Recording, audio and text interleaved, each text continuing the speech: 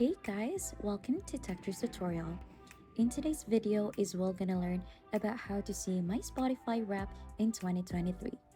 It is a step-by-step guide to follow easily, and don't forget to hit the like and subscribe button.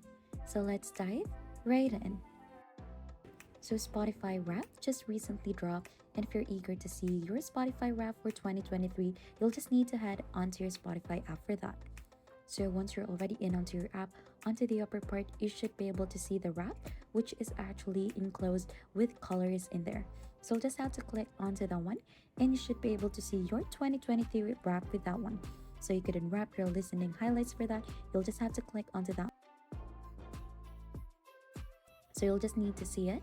And then that's just basically it on to seeing your Spotify wrap in 2023. If you think this has been helpful to you, don't forget to hit the like, subscribe, and we'll see you on to our next video.